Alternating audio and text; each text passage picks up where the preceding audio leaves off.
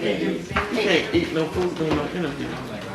Let me tell you what, We are not gonna be upper hood when in they this had, joint. when they had whites, they did whites, they have almost a meal up there. Boy, you know. I ain't doing it, man. Stood up, look at it, stood up in his pants dropped off, but It's great. Oh, yeah. What is it? On time. And the rest of it is in. Come back, go away. Last time I was here, you made me go.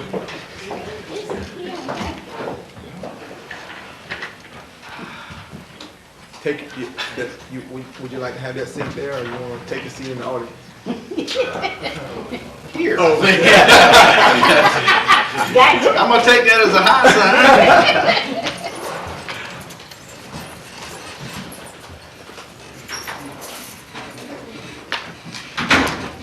All right, let's go back on record. Good afternoon again, Mr. Bonner. Good afternoon. I'm going to ask you a series of questions. Once I finish with the questions that I have, the commission will join in. They may have some follow-up questions to any of the questions that I ask. Okay. And at the end, we will have a round of questions that will come from the commission as a whole. Okay? Yes, sir. So, the first question is, where do you see yourself in 5 years and additionally in 10 years? 5 years, I still will be engaged in the public administration. Highly potentially here in the city of Palatka.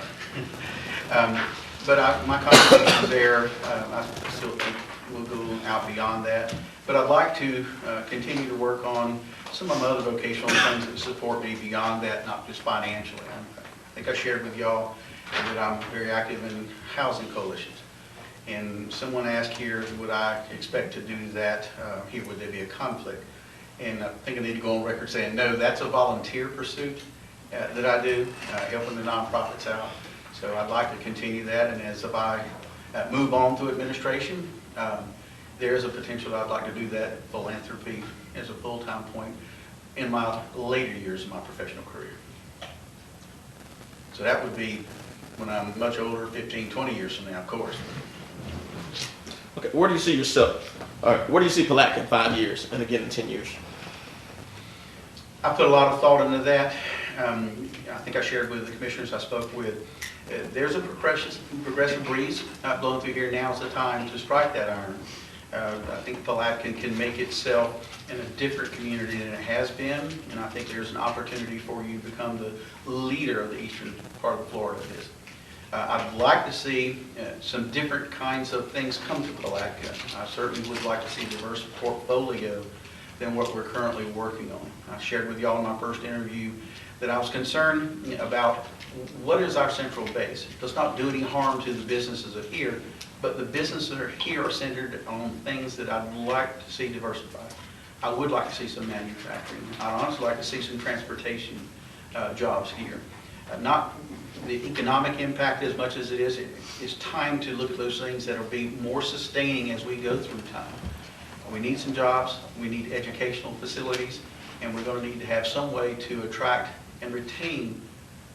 Kids are in your school right now.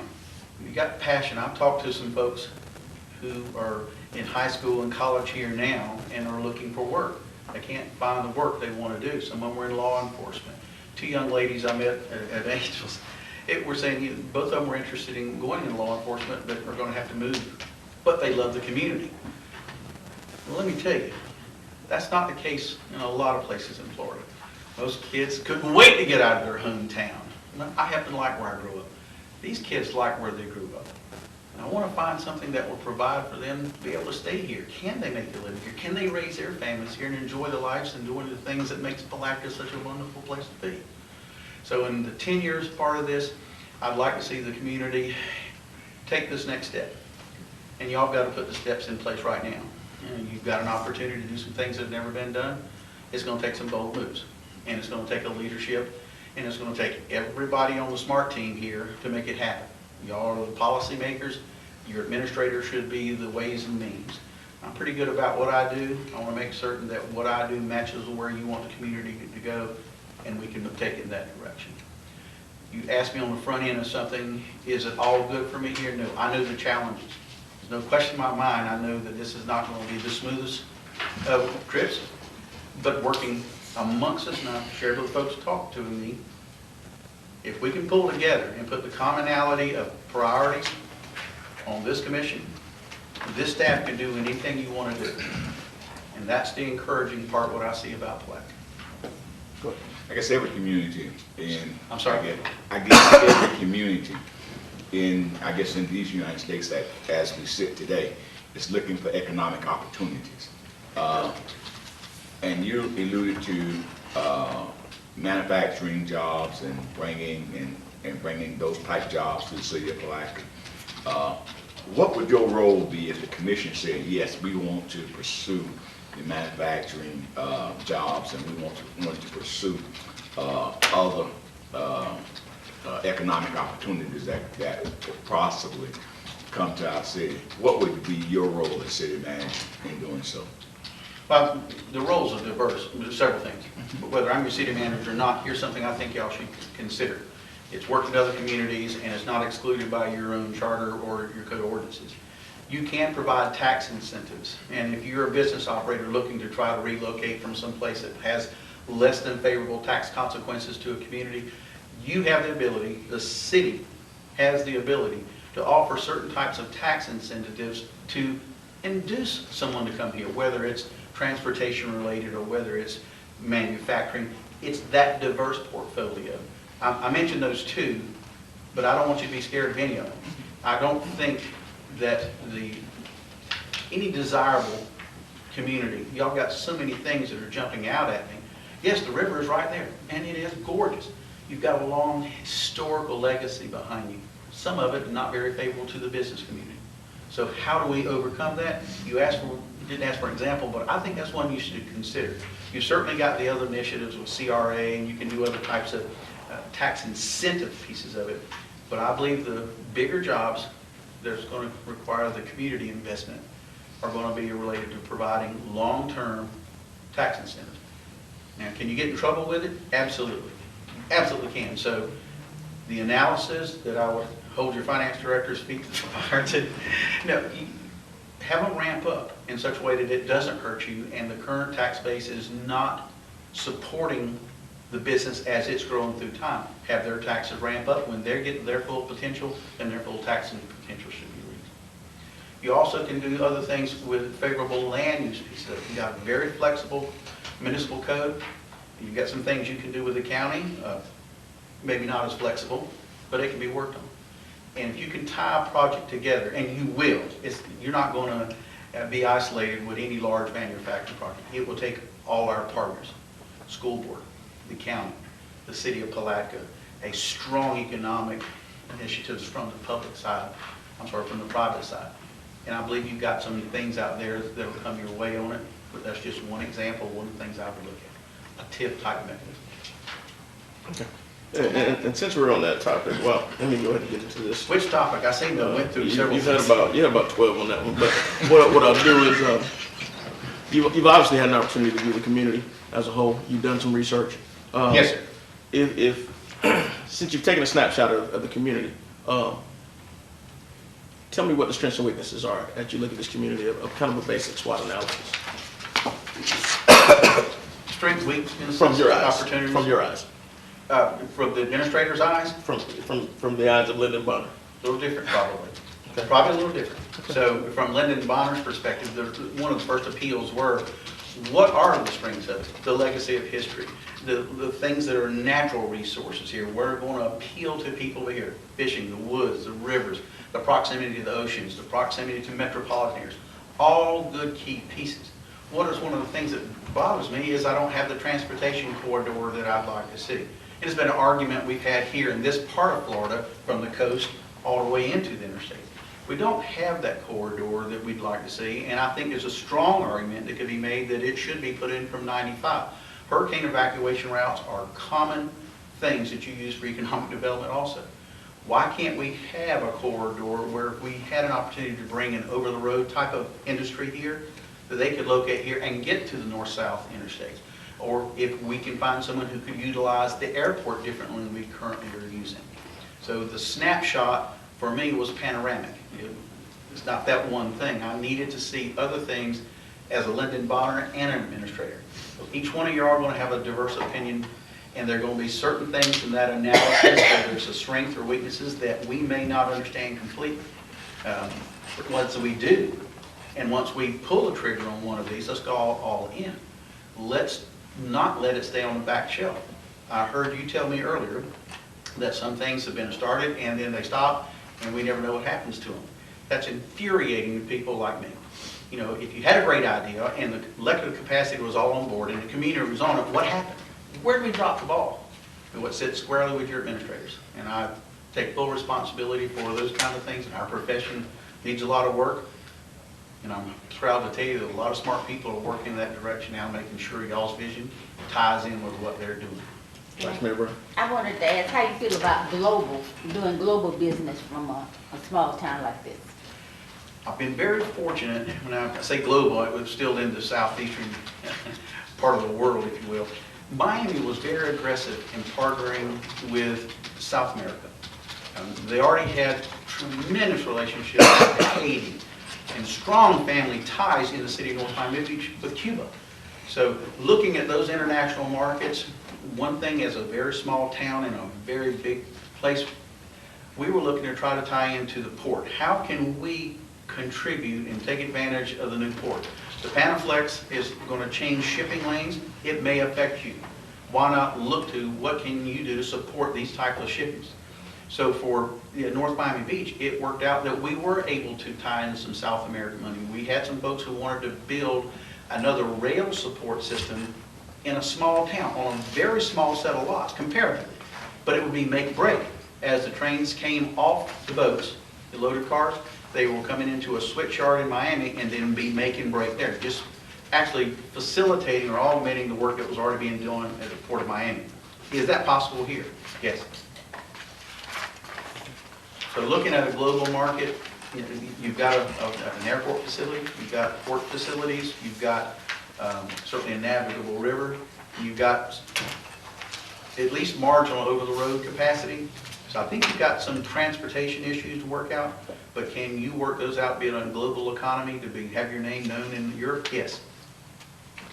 All right. What's your experience in dealing with the media, i.e. television, newspaper, radio, the web, etc.?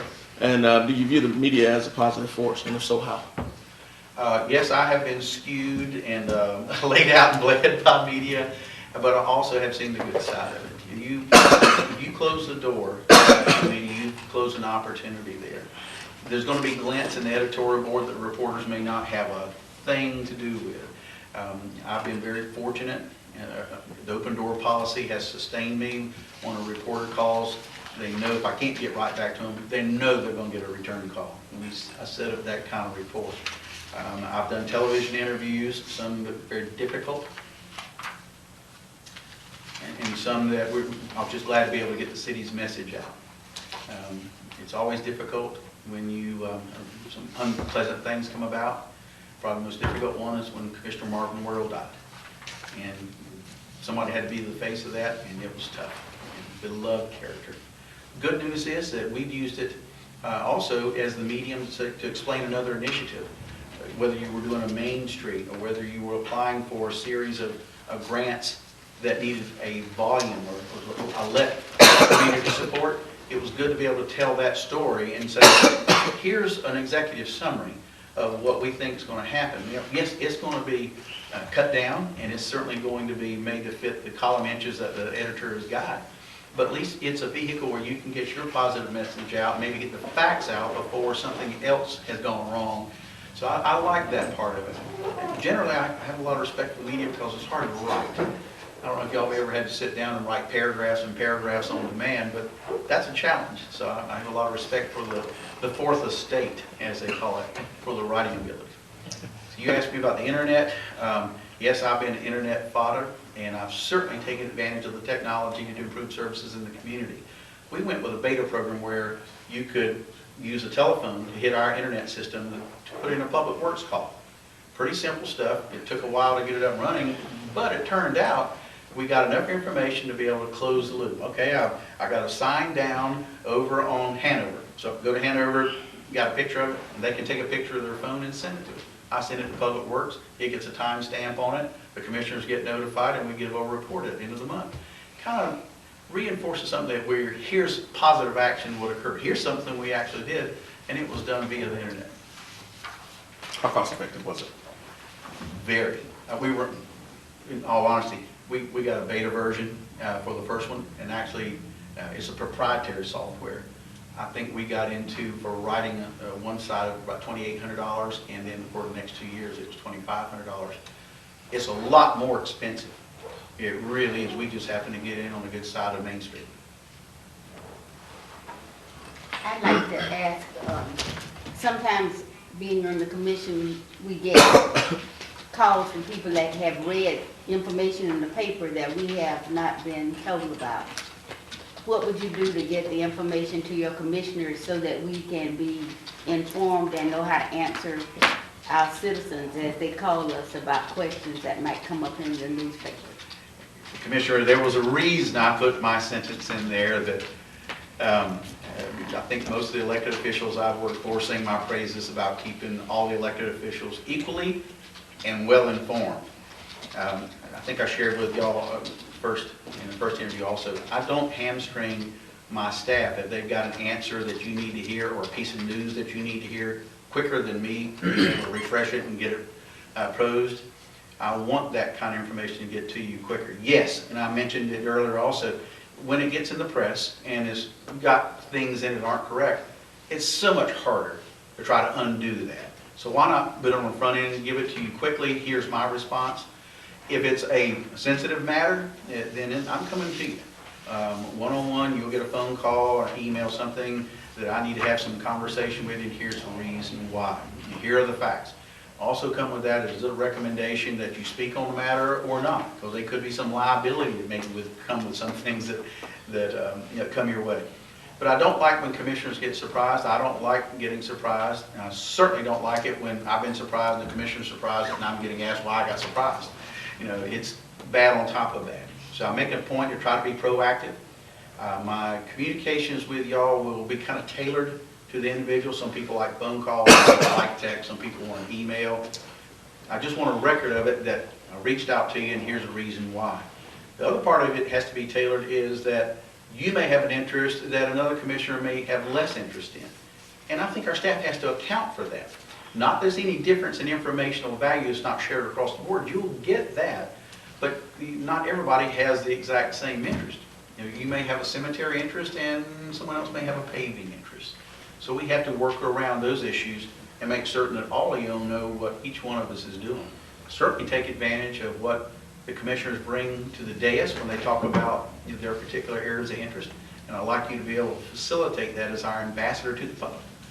Your interest is this, and here's the facts as we know them. Well, it was good news or bad news. Have it on the front end. Okay. Let's talk about the most controversial issue that you've encountered as an administrator or manager. Talk in detail about that, how you resolved it, and if there was anything you would have done differently.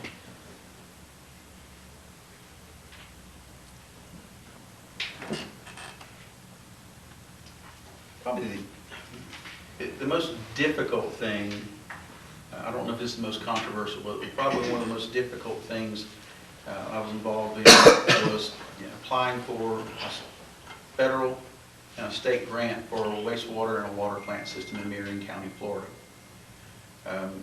We'd had a recent change of commissioners, and there was nothing that the city was doing correct in those commissioners' minds, nothing.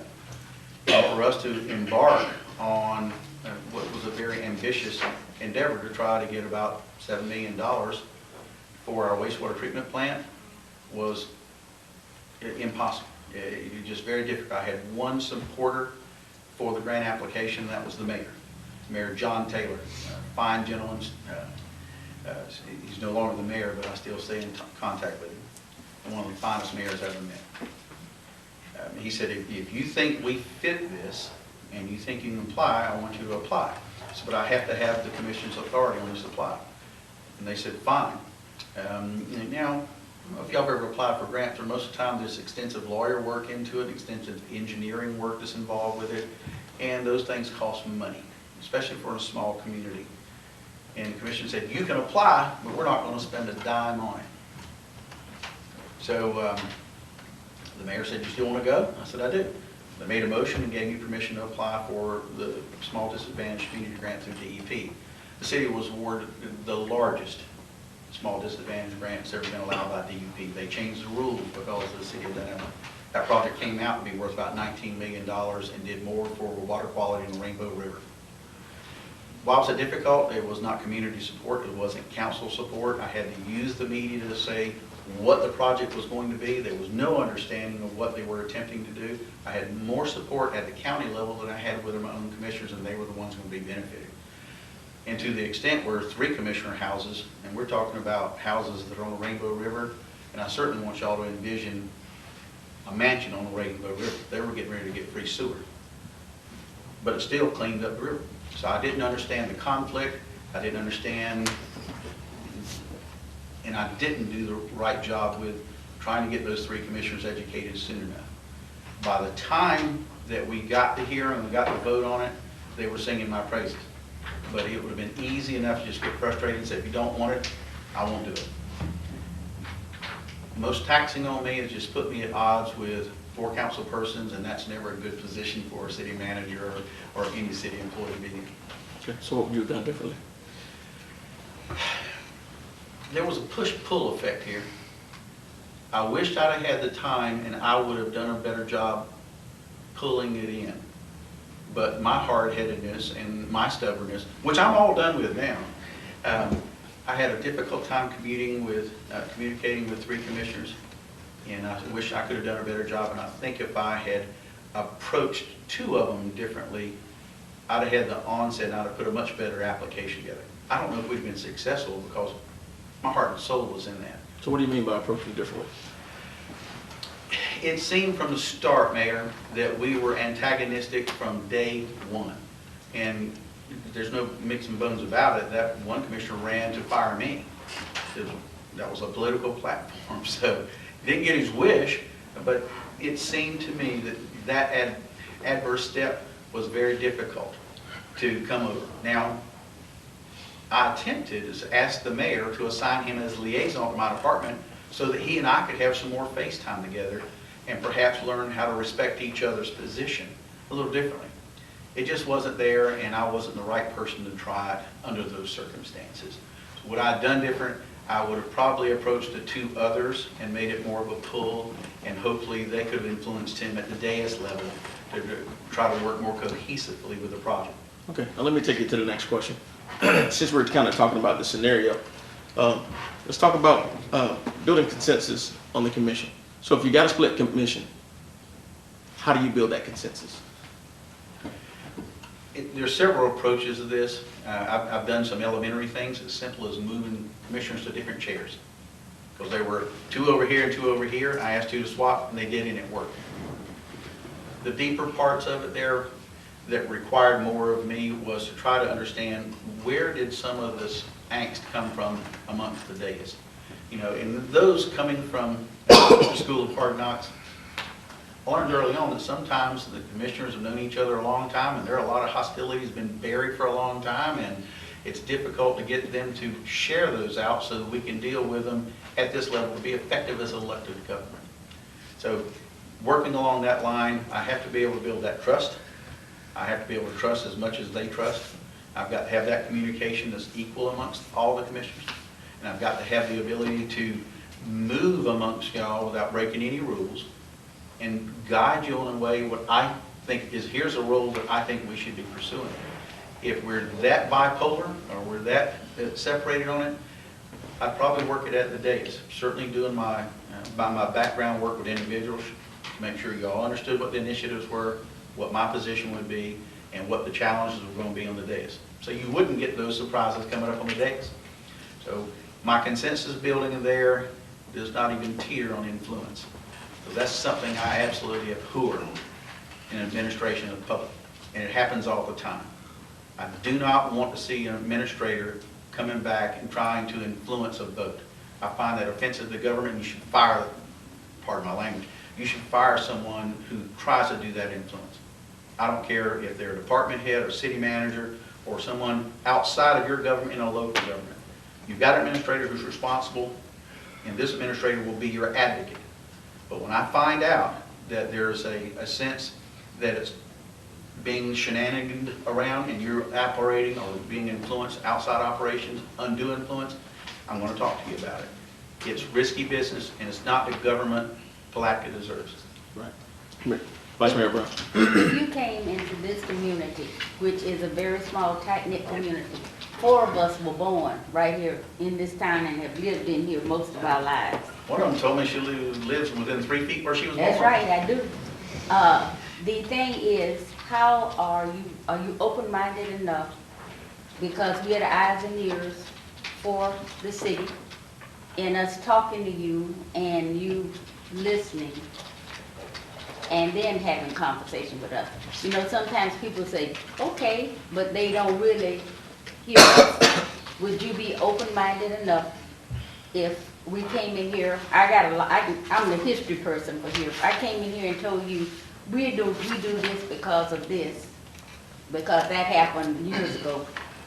Are you willing to get the foundation for why things happen sometime and be able, if you really think that that's something you should have done and you find out that it's really something, if you did it would be detrimental, are you open-minded enough to listen to us? I think I'm as progressive a public administrator as you're going to find. I like to think much, not just open-minded. I like the texture, the color, the richness of getting the community through the people who've been elected. There's a huge statement that says when you get elected, and people think of you in a certain way and for a certain reason. And I've always enjoyed finding that thing in the community that comes from y'all, like you said, your history. And no, I'm not going to remember the big fire on such and such and when so-and-so did this. And I like getting that texture, if you will, through the local folks. I think one of the kindest things one of the commissioners said, I took the time to meet with the old folks to get the history of the place. I said, are you talking about you and me? But it is something that I think a lot of people in my business don't take advantage of. It is nice to be able to go out, and I've got some history with this community too. And I think it's just one of the things that actually more stimulating from my perspective to hear y'all's stories and to see how some of these things have weaved the history of the city of Palatka. Well, actually, it's not the history of the town so much, it's just things that have happened. We have a very tight-knit community, and there are certain things that we try to warn you to do or not do. And I just want to ask, would you be open-minded to just sit and listen and talk? And maybe you need to discuss it, sit down and discuss it with us. Why am I telling you this? So that, The answer is yes. Well, you brought up an interesting point. You said you got some history in this town. Tell me your history of this town. I think it goes back to the summer of 1966 is the first time I came to Palatka. My brother had just moved us down here, and we came over. My brother had a trucking business, and he was driving the truck that moved us down here. And he had a load of recaps he was picking up here in Palatka. And even as a wayward youth, I knew my way around trucks and trailers and recap tires. That was the business he was in. That's how he didn't have to deadhead back to North Carolina from whence we came. So we came over here to pick up some casings. I don't remember, it wasn't that many of them because we rounded up going further up Jackson, but we had his truck loaded when we got to a place in Jacksonville. A man named Dill Renz had the largest tire facility up there. He sold recaps and sold casings, the things you make recap tires out of, to people all over the world.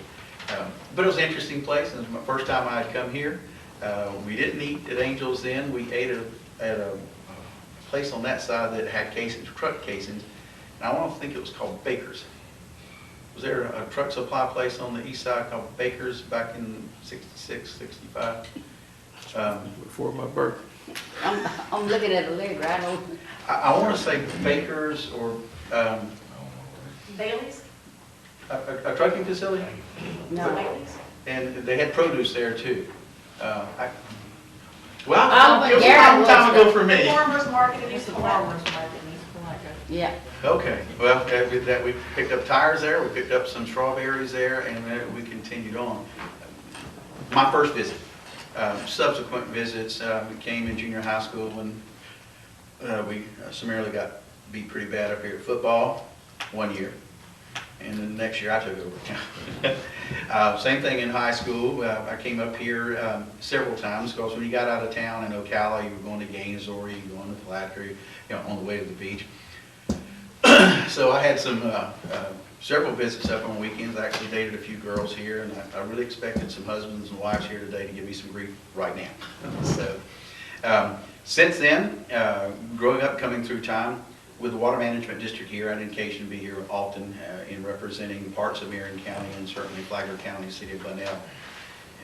Relative to coming into the city for recreational purposes, I've come by land, sea, and air.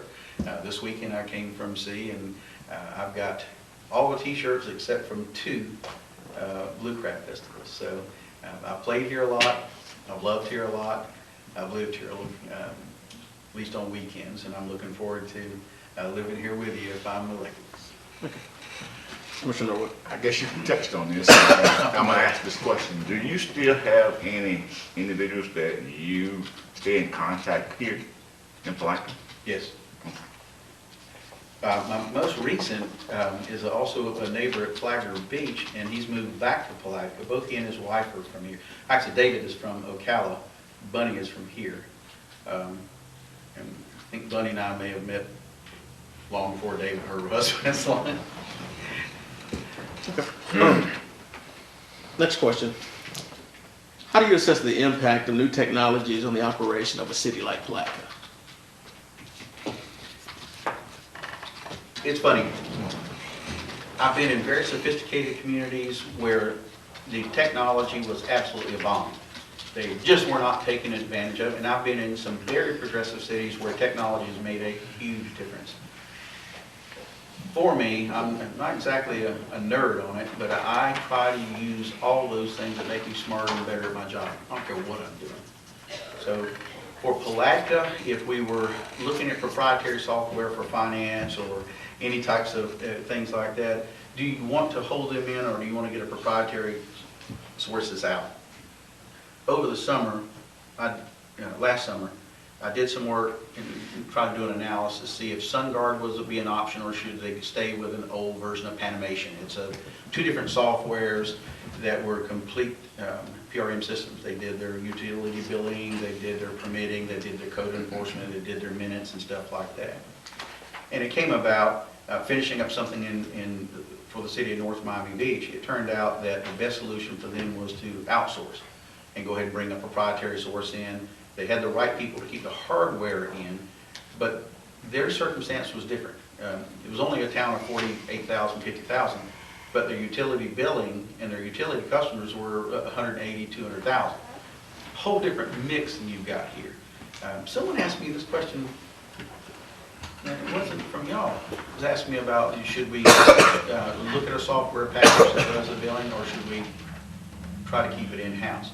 Generally, I'm supportive of trying to keep it in-house because proprietary software is problematic because you have no control of the cost and you don't always get the services or the expertise that you think you're going to get when you sign on the dotted line. So I tend to want to try to keep those things in-house. Have they always benefited the technologies? Have they always benefited the jurisdictions I've served?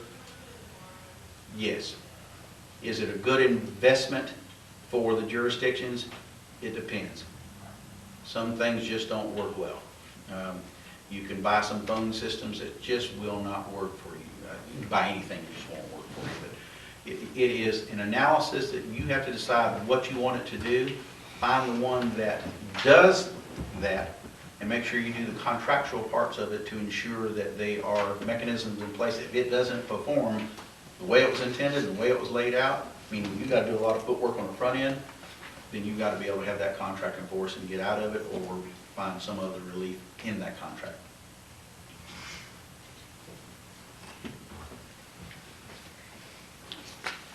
Last question before we go to commission questions. What sort of things do you do to relax in your personal life? Well, I'm happily married. to a police officer, and I have an 11-year-old son. So we are active in the scouting. We are an outdoors family. We like boating. I like sailing. I like camping, motorcycling. We do geocaching. I have a lot of interest in writing these days. I'm writing a book about local government. You can hardly wait. I know. But it's not a tell-all thing. It's just an observation of 25 years of seeing different kinds of governments do different kinds of things. I'm pretty well pleased that the things I do have kept me on an even keel. Oh, there are people who debate whether I'm on an even keel or not. But I like the outdoors, and that's one of the things that are appealing about Plaquemine. You've got plenty of woods, you've got plenty of forest. You've certainly got the rivers that are appealing to me, and you've got some ravines. That's a state park. It's just a lovely place to walk around. And there's certain times of the year, something that you've got a lot of azaleas. They don't show up everywhere. And so I certainly like that. I've enjoyed traveling. We're a motorcycling family. My wife and I both have our own motorcycles. We'll go into the reason why we went separate motorcycles. So I have a varied interest. I certainly love the beach. I have a home over in Flagler County on the beach. We have a home in Ocala, and it's crazy it sounds, I'm starting to enjoy yard work. But I think the greatest joy I have is I'm truly blessed to have a loving wife and a wonderful son. So my family things are the most sustaining things I've ever had in my life. Okay. One of the requirements for this job is that you move into the community. How do you feel about that? You asked me that question before, and I said, that sounds like a great idea to me. But it said it was in the charter, or it says I couldn't find it in the charter, I couldn't find it in the ordinance, but it's always my intention to live in the community I serve. Any questions from the commission? I've got, I guess, maybe a couple, but I know one for sure. Are you writing any of these things? No, you don't. Let's see. Have you seen any growth management opportunities as you have studied this and did your analysis on this community? Yes. What are One of the things that stands out when you look at your land development codes and you look at your map series as it comes with it is there's a number of enclaves that are high intensity uses commercial areas.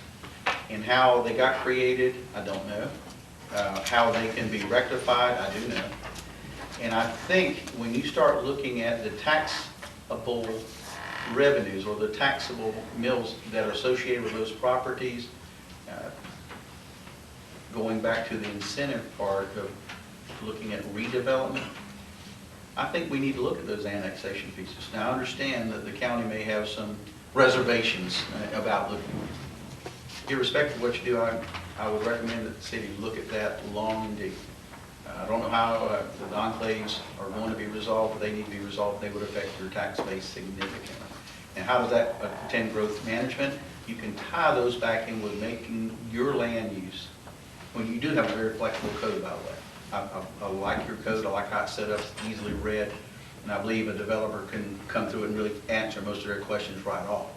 But I would take advantage of your code in conjunction with some tax incentives, perhaps to take care of the enclaves that takes care of some of the growth management issues that are going to present as the town grows. You're going to grow. Commissioners, you better grow it responsibly, because it's going to be a lot more expensive to provide the municipal services y'all provide 10 years from now than it is today. Water is going to get much, much more expensive. Did I say much? It's going to get much more expensive to produce and clean. The environmental standards, what you have here on the river, are going to be stringent, and well, they're stringent now, but they're going to be enforced differently, and you're going to have requirements of operating utility to follow this code.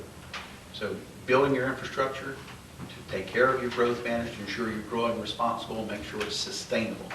And I think the tax consequences and your code relative to those enclaves, if you will go a long way to help you look off into the future.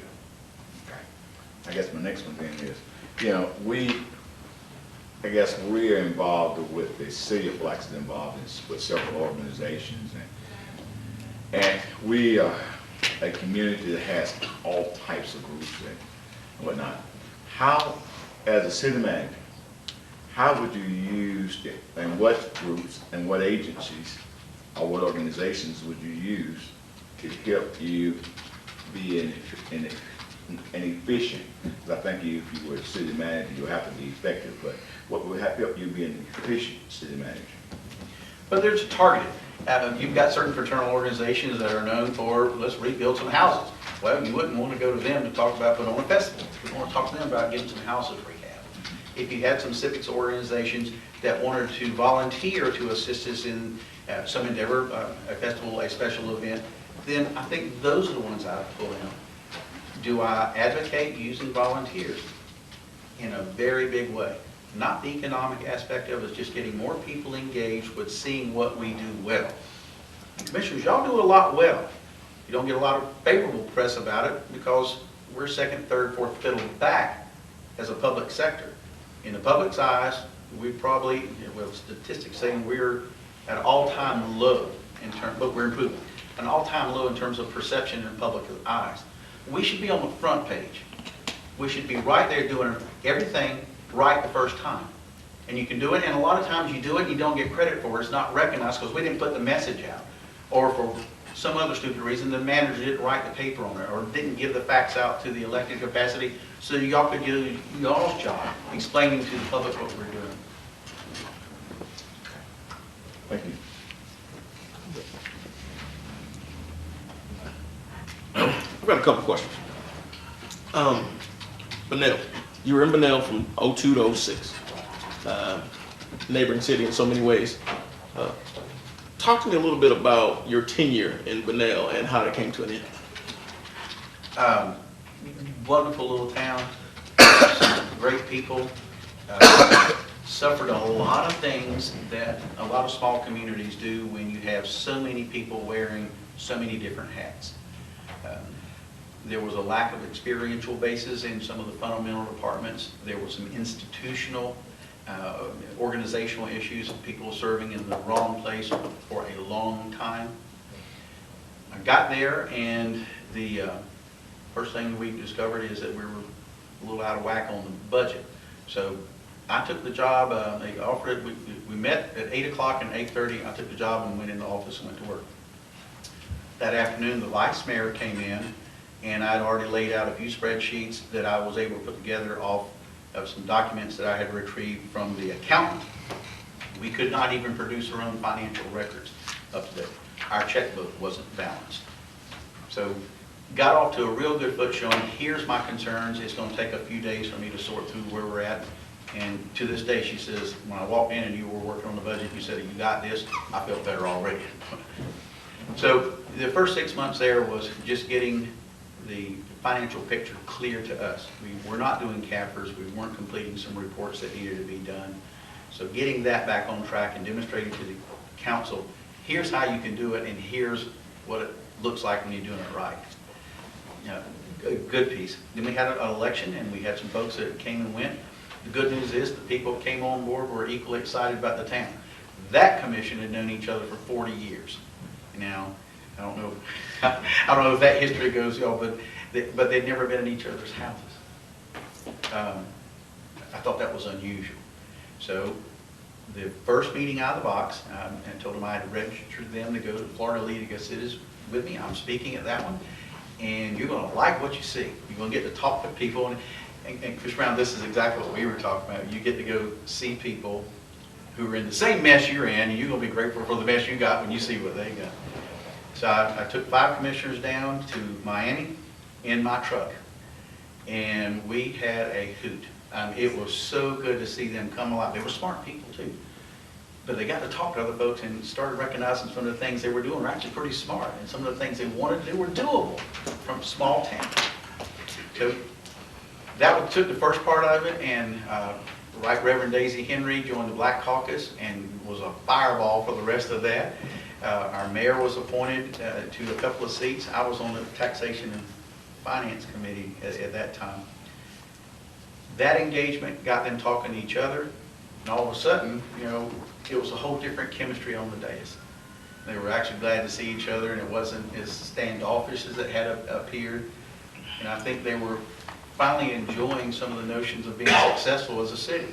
Everybody wants to be on a winning team. So that contributed a lot to my successes, getting them to feel good about what they were doing, even though we were in quite a hole. We had a problem with the utilities. It was very old. Some of it just as old as yours. And we started looking around about what we could do to get us out of compliance issue with the wastewater. Then I got the notice, and I shared with your utility director, I got the first notice for trihalomethanes violation from the state of Florida. Now, trihalomethanes are a byproduct of you treating your waters with disinfectant so you can drink it. Ambient things that are in your water column, they treat, so it takes bacteria out, takes some other things out, but it has some participants in it, and they create some other chemical analysis, and they call them trihalomethanes. It's a group of chemicals. Well, the rules have been in place, the standards have been in place for years. Unfortunately, they hadn't been enforced, and the city of Bunnell got the first notice. The second city was Flagler Beach, by the way, just for the record. So we had to make a major investment, what appeared to be several $1 million in water plant improvements.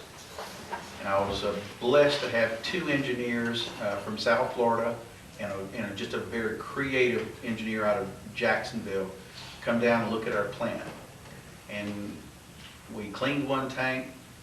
We actually plumbed the system, the headworks of the water system a little bit differently, and we're able to overcome the exceedance issue. We throttled our wells back to get a little bit more improvement, and all of a sudden the compliance issue for the wells went away, and we started applying for a series of grants and the state revolving fund loans to make some tankage and some other improvements on site. Then the water tank. It's a Chicago Bridge and Iron tank. It's been up for over 70 years. There was leaks in it and all kinds of problems in it, so I took my tank guy and put it on a contract. He and I went up, looked at the tank, and I said, I need this tank to go in service or stay in service, because we can't do a ground storage tank right now. And he said, we want to do this, this, and this. We got a loan for that. We're able to get that tank, and yours truly fixed the lights on the city of Bunnell's water tank for the first time. Carried lights up there, plumbed them up, and turned them on, and that night we lit them up, and all my commissioners came out, said they hadn't seen it in years. Fun things like that. And the story goes on there. I enjoy what I do. Tell me about the separation. Let's see, on May, it was December, I met with the mayor and said, I'm going to give y'all 6 months notice. And on May 1st, I'm taking my son, who was 2 years old at the time, born right there, and I said, I'm taking him and I'm going to be gone for a year. So I'm giving you notice, y'all need to get a new city manager. Went on to month 3, they hadn't done a thing. I contacted 2 recruiters and said, we're probably going to need to have you come in and talk about this, and I'm serious. May 1st, I'm going to leave. No ifs, ands, and buts about it. Never made any illusions of going back until the last month, and they still hadn't advertised yet. So, Mr. Jim Flint, I'm still close to him, he's no longer a commissioner, said, do you just want to go? I said, no, I'm never going to have this opportunity again. My career's at a place where I can take this time off, and when y'all meet my son, I think you'll know why I did it. I want this time off, and I deserve it, I've earned it, and I'm going to do it. And he said, well, is it a contract issue? I said, no, I love you. And he said, well, we're going to put a contract together and I want you to at least consider it. And they put a contract together, and I said, here's what I would abide to, but I only want a 1-year agreement. I don't want an ongoing agreement. Okay. In one sentence, what's the legacy that you left there? Financial stability, strong organization, and a sense of pride in the community. Okay. And what's the legacy you look to leave here? Sustainability, a different perspective, and a progressive view. Any other questions? Mr. Bonner, we thank you for your time. Enjoyed it. Thank y'all for the hospitality. I've had it's been an interesting set of interviews. I've enjoyed it. Thank you much. Yes, good luck to you. Hope everything's good at work. Mr. Mayor? Thank you, sir. Thank you. Ms. Brown, thank you so much for the help. Where did you take your 2-year-old? Where did you leave? Oh, God, we went traveling. We went to North Carolina first, and then we went. You good? Go ahead. We're gonna take a 2-minute recess. We were again. up in the mountains